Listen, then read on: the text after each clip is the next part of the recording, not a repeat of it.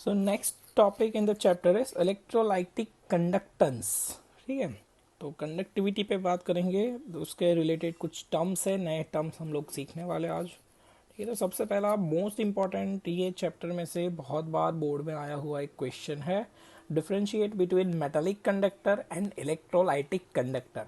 ठीक है, तो उसका डिफरेंस यहाँ पर मैंने दिखाया है, तो देखते हैं कैसे होता है। तो दो तरीके के कंडक्टर होते हैं, मेटालिक कंडक्टर होते हैं और इलेक्ट्रोलाइटिक कंडक्टर होता है। अब कंडक्टर का सिंपल बेसिक मीनिंग होता है the wire, okay, which conducts electricity, उसको हम लोग कंडक्टर बोलेंगे। तो दो तरीके के कंडक्टर हो सकते हैं, first one is metallic conductor and second one is electrolytic conductor. तो डिफरेंस क्या है? तो मेटालिक कंडक्टर में देखोगे current flows due two electron. तो मेटालिक मतलब जो करंट हमारा वायर है, कॉपर वायर जो होता है, उसके अंदर से जैसे इलेक्ट्रॉन्स पास होते हैं, इलेक्ट्रॉन का फ्लो होता है, वैसे वैसे इलेक्ट्रिसिटी का भी फ्लो होता है, वो कैरी करते हैं। बट इलेक्ट्रोलाइटिक के अंदर क्या होता है, दो तरीके के चार्ज होते हैं, positive charge and negative charge, और उसके फ्लो के वजह से होता है करंट फ्लो। ठीक है, तो करंट फ्लोइंग दोनों में टोटली डिफरेंट है। इसके अंदर due to flow of electron, in this due to flow of charge. Okay, चलो सेकंड है कि अगर आप देखोगे तो कभी आपने देखा नहीं होगा कि रात को अगर आप लोगों ने लाइट चालू करके सो गए और सुबह देखा तो पूरा वायर खत्म हो गया, दैट मीन्स इट डिकम्पोज हो गया। ऐसा होता नहीं है। तो मेटालिक कंडक्टर के अंदर while passing current no chemical decomposition takes place, कोई केमिकल डिकम्पोजिशन नहीं होता है वहां पर। बट इन इलेक्ट्रोलाइटिक कंडक्टर उसका तो मतलब ही वही है कि डीकम्पोजिशन हमें चेक करना ही है वहां पर। तो chemical decomposition takes place of the substance while passing current.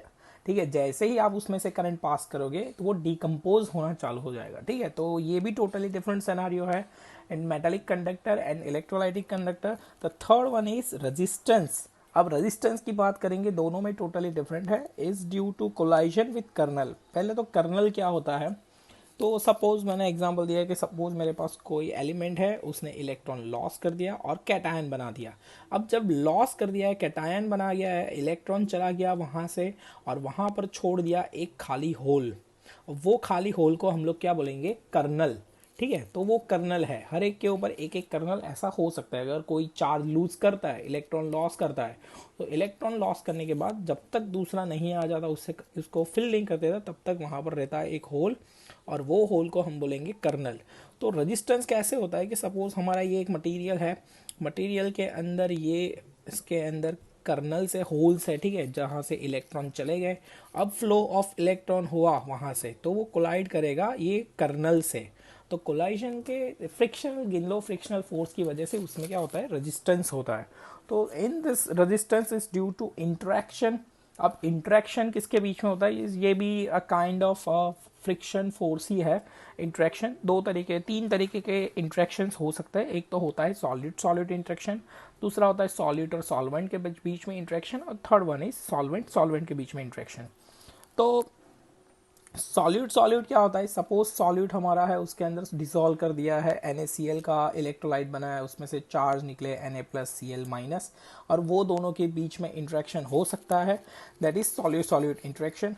दूसरा होता है सॉल्यूट सॉल्वेंट इंटरेक्शन। अगर सपोज सॉल्वेंट बहुत ज़्यादा है, सॉल्यूट बहुत कम है, ये हम लोगों ने आगे बात किया था कि अगर सपोज Na अकेला है, Na+ है, उसके आसपास वाटर है, तो वाटर के H+ उसको आसपास से घेर लेंगे, that means that covers whole the region, and sodium को पूरा सा कवर कर देंगे आसपास से। तो ये दोनों के बीच में जब फ्रिक्शन होता है, तो वो friction is solute solvent interaction. And third one is solvent solvent interaction. Solvent solvent में क्या होता है कि कोई कोई सॉल्वेंट जो होता है वो ज़्यादा डेंसर होता है, कोई सॉल्वेंट होता है कम डेंसर होता है। अब दोनों को भर दिया, ठीक है, अब दोनों को भर दिया तो क्या हो सकता है? तो सॉल्वेंट सॉल्वेंट इंटरेक्शन हो सकता है। दैट मीन्स कि कोई जल्दी फ्लो कर सकता है क्योंकि कम डेंस है, रेयरर मीडियम है, कोई ज़्यादा डेंसर है, वो धीरे धीरे फ्लो करेगा।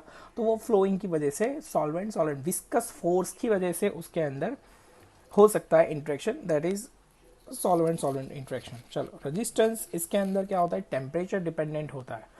तो मेटालिक के अंदर क्या होता है कि जैसे जैसे टेम्परेचर इंक्रीज करोगे, वैसे वैसे रेजिस्टेंस क्या होगा? इंक्रीज होता जाएगा। जैसे जैसे टेम्परेचर इंक्रीज करोगे, वैसे वैसे रेजिस्टेंस इंक्रीज होगा। कैसे इंक्रीज होगा रेजिस्टेंस? वैसे वैसे कर्नल्स बढ़ेंगे, इलेक्ट्रॉन ज़्यादा लॉस करेंगे, एनर्जी बढ़ेगी, तो ये सब हो सकता है। तो कोलाइजन बढ़ जाएगा तो और रेजिस्टेंस इंक्रीज हो जाएगा। बट इसमें क्या होगा, इलेक्ट्रोलाइटिक में के अंदर जैसे ही आप टेम्परेचर इंक्रीज करोगे रेजिस्टेंस डिक्रीज हो जाएगा। क्यों? क्योंकि वो जो इसके अंदर जो रेजिस्टेंस है वो किसकी वजह से है, इंटरेक्शन की वजह से है। तो इंटरेक्शन किसके बीच में हो सकता है, जो Na और Cl है वो बॉन्ड जल्दी ब्रेक हो जाएंगे, तो इंटरेक्शन ही नहीं होगा, फटाक से दोनों दोनों अलग हो गए। ठीक है, तो जो इंक्रीज जैसे ही टेम्परेचर इंक्रीज करोगे रेजिस्टेंस इसका डिक्रीज हो जाएगा। This are the totally 4 properties which is totally different in electrolytic conductance. Okay, चलो नेक्स्ट देखते हैं। तो next is some of the general terms to based on electrolytic conductance, जो आगे कुछ पढ़ चुके हैं कुछ नहीं पढ़े हम लोगों ने। ठीक है, नए टर्म्स भी हम लोग आज देखने वाले हैं which is very very very much important. ठीक है, आगे के जो टॉपिक्स है न्यूमेरिकल्स है, इसके ऊपर से जो एक क्वेश्चन हमेशा आता है बोर्ड के अंदर कंडक्टेंस रिलेटेड, तो वो सब के लिए आपको जनरल टर्म्स पता होने चाहिए। जैसे अभी आप फिजिक्स के अंदर देखोगे तो फिजिक्स के अंदर अगर कोई सर्किट पढ़नी है तो आपको पता होना चाहिए what is switch, what is resistance, ये सब पता होना चाहिए, तब जाके आप सर्किट पढ़ सकते हो। But in this scenario you have to identify the terms which is related to electrolytic conductance. तो शुरुआत करते हैं, फर्स्ट वन इज रेजिस्टेंस से। सबको पता है what is resistance, capital R उसका सिंबल है, ओम उसका यूनिट है। Second one is conductance. अब इसके अंदर कंडक्टेंस का होता है कैपिटल सी। ठीक है, capital C equals to resistance का उल्टा। ठीक है, इनवर्स ऑफ रेजिस्टेंस 1/r, उसका यूनिट हो जाएगा ओम इनवर्स या फिर मो, MHO लिख देंगे उसका उल्टा। एक और बुक के अंदर आपको यूनिट दिखाई देगा सीमेंस। ठीक है, कैपिटल एस उसका सिंबल है, तो ज़्यादातर इसका यूज़ हम लोग करेंगे सीमेंस। ठीक है, चलो नेक्स्ट इज रजिस्टिविटी। अब रेजिस्टेंस इसके अंदर मैंने बता दिया कि कैसे होता है, जो भी आप लोगों ने अभी देखा इलेक्ट्रोलाइटिक कंडक्टर के अंदर कैसे रेजिस्टेंस क्रिएट होता है। तो रजिस्टिविटी भी आप लोगों ने एक टर्म पढ़ा होगा 10th स्टैंडर्ड के अंदर, दैट इज रो। ठीक है, ROW, रो।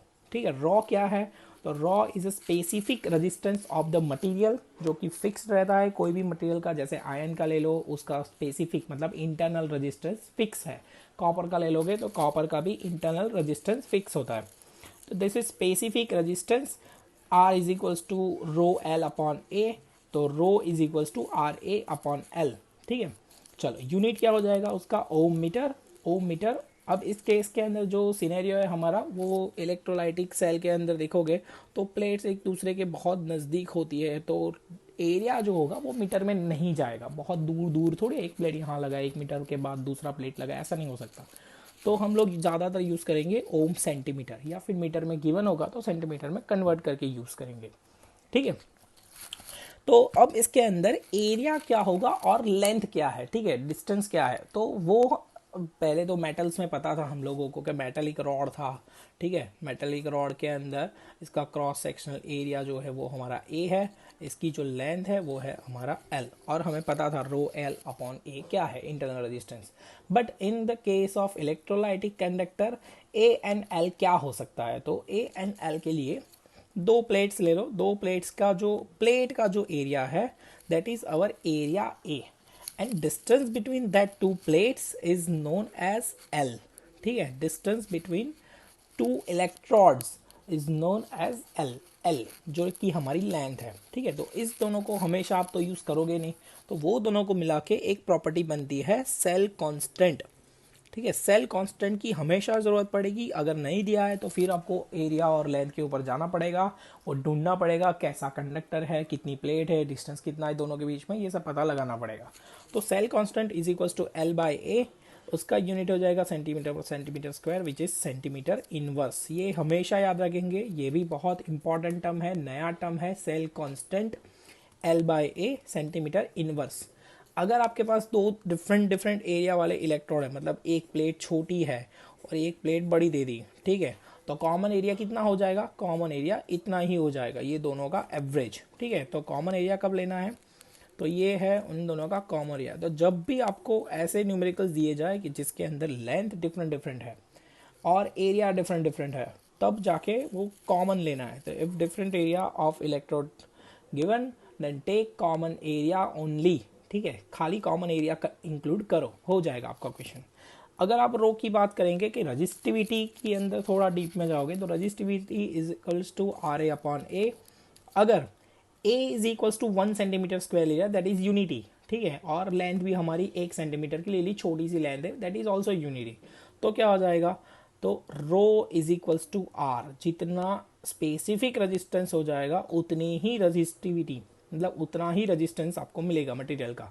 तो resistance of ion in 1 millilitre solution that is unit volume. अगर आपने 1 ml सॉल्यूशन लिया है, 1 सेंटीमीटर स्क्वायर की प्लेट लगाई है, 1 सेंटीमीटर डिस्टेंस रखा है दो प्लेट के बीच में, तो रेजिस्टेंस कितना होगा, resistance is equals to specific resistance या फिर resistivity that we can say which is between ions, ठीक है। चल नेक्स्ट टर्म पे जाता है, तो नेक्स्ट हमारे टर्म्स है कंडक्टिविटी। तो जैसे रेजिस्टिविटी था वैसे ही एक कंडक्टिविटी है। कंडक्टिविटी का मतलब होता है स्पेसिफिक कंडक्टेंस। स्पेसिफिक कंडक्टेंस जिसका सिंबल है के जैसा कुछ दिख रहा है, वो के नहीं है एक्चुअली, कुछ थोड़ा सा डिफरेंट मैंने ड्रॉ किया है, देख सकते हो आप, विच इज कप्पा। अब कप्पा जो है वो है conductivity which is inverse of resistivity 1 upon rho that is L upon R ए।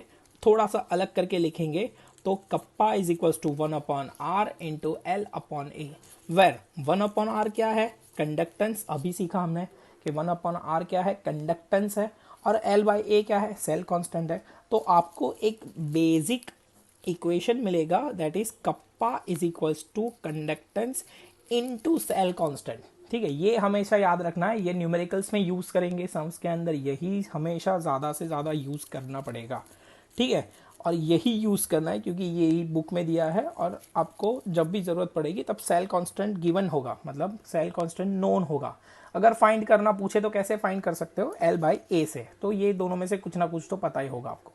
तो सेल कांस्टेंट हमेशा गिवन होगा, कंडक्टेंस दे रखा होगा, अगर कंडक्टेंस नहीं दिया है तो रेजिस्टेंस दे रखा होगा, तो रेजिस्टेंस 1 अपॉन आर करके निकाल सकते हो कंडक्टेंस।